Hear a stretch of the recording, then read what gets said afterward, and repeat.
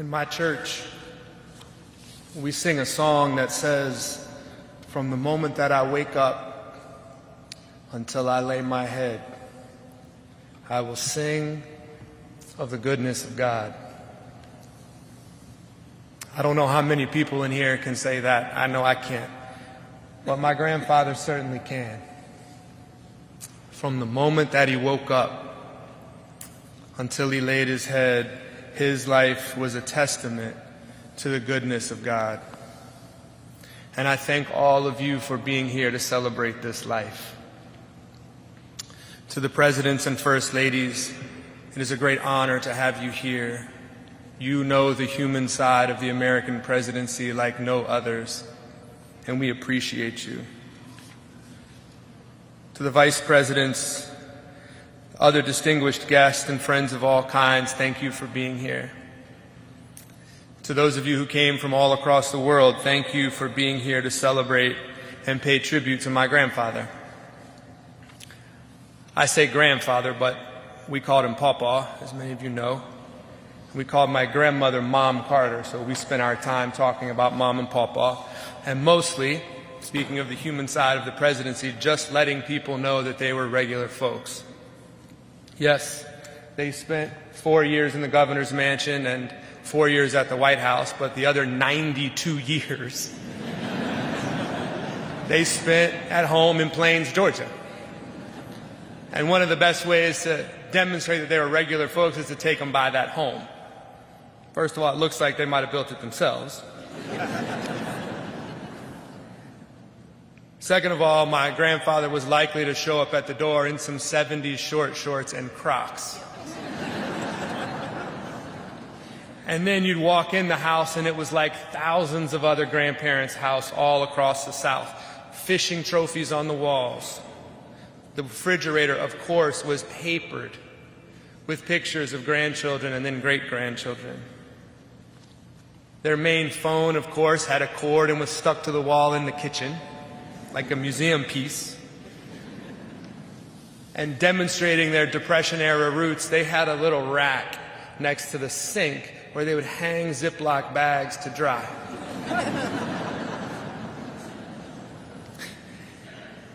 And demonstrating that they changed with the times, eventually he did get a cell phone, and one time he called me sort of early on in that process. And on my phone it said, "Pawpaw Mobile." So I answered it, of course. I said, "Hey, Pawpaw." He said, "Who's this?" I said, "This is Jason." He said, "What are you doing?" I said, "I'm not doing anything. You called me." He said, "I didn't call you. I'm taking a picture." It was nuclear engineer, right? I mean,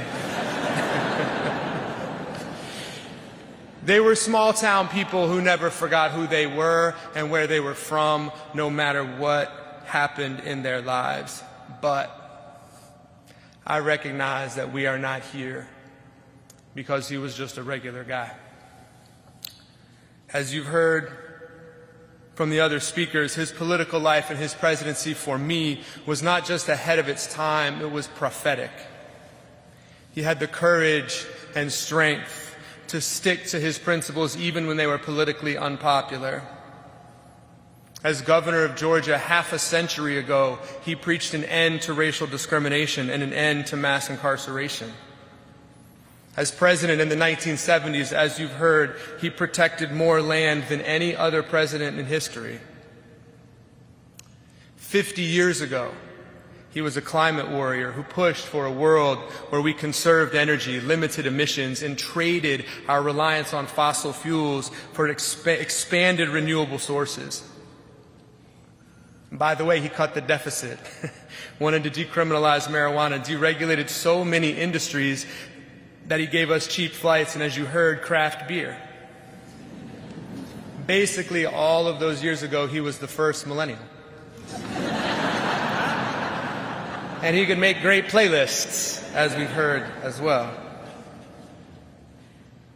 Maybe this is unbelievable to you, but in my 49 years, I never perceived a difference between his public face and his private one. He was the same person no matter who he was with or where he was. And for me, that's the definition of integrity. That honesty was matched by love, it was matched by faith. And in both public and private, my grandparents did fundamentally live their lives in an effort, as the Bible says, to do justice, love mercy, and walk humbly with their God. Sometimes I feel and felt like I shared my grandfather with the world. Today is one of those days. But really, he shared the world with me. The power of an atom, the beauty and complexity of a South Georgia forest. When we fished, he celebrated the majesty of everything from the smallest minnow to that grand circulation of waters.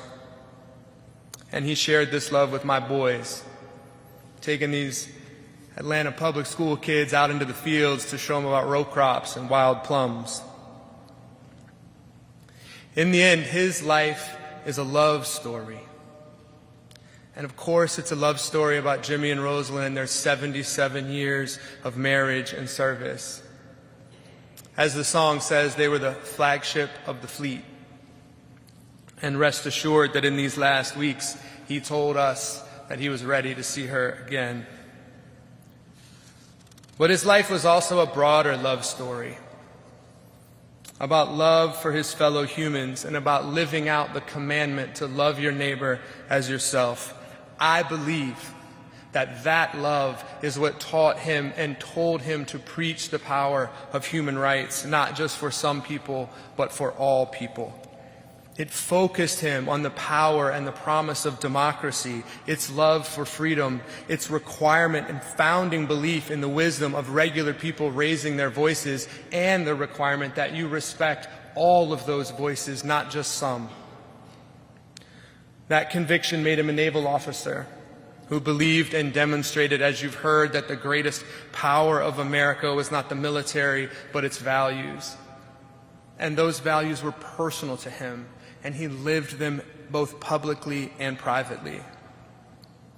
As you heard Stu say, as president, he gave voice to dissidents, stood up to dictators, brought countries together in peace. His heart broke for the people of Israel. It broke for the people of Palestine, and he spent his life trying to bring peace to that holy land. And he talked about it at the dinner table. It was the same in public as it was in private. And for the last 40 years, as you've heard, he spent his time living out that love and that faith alongside the poorest and most marginalized people in the world. And that work, again, has been based fundamentally on love and respect. The Carter Center has 3,500 employees, but only a couple hundred in the United States. The rest are spread throughout the countries where we work: Ethiopia, South Sudan, Chad, Bangladesh. And all of the Carter Center's programs are based on a respect, that same respect for the power of regular people, even if they are in tiny villages miles from anywhere else. To give one example, we've all heard a lot lately about guinea worm disease. It's an ancient and debilitating disease of poverty, and that disease will have existed from the dawn of humanity until Jimmy Carter. When he started working on this disease, there were 3.5 million cases in humans every year. Last year, there were 14. And the thing that's remarkable is that this disease is not eliminated with medicine. It's eliminated essentially by neighbors talking to neighbors about how to collect water in the poorest and most marginalized villages in the world. And those neighbors truly were my grandfather's partners for the last 40 years. And as this disease has been eliminated in every village in Nigeria, every village in Sudan or Uganda, what's left behind in those tiny 600-person villages is an army of Jimmy and Rosalind Carters who have demonstrated their own power to change their world. And that is a fundamental truth about my grandfather. It begins where it ends. When he saw a tiny 600-person village that everybody else thinks of as poor, he recognized it. That's where he was from. That's who he was. And he never saw it as a place to send pity. It was always a place to find partnership and power, and a place to carry out that commandment to love your neighbor as yourself. Essentially, he eradicated a disease with love and respect. He waged peace with love and respect. He led this nation with love and respect. For me, this life was a love story from the moment that he woke up until he laid his head. Conclude with this. As Andy Young told me, he may be gone, but he's not gone far. The outpouring of love and support that we have felt from you and from around the world shows how many lives he has touched and how his spirit will live on in many ways for us. He'll be in the kitchen making pancakes, or in his wood shop finishing a cradle for a great-grandchild, standing in a trout stream with Mom Carter, or for me, just walking those Georgia fields and forests where he's from. Thank you.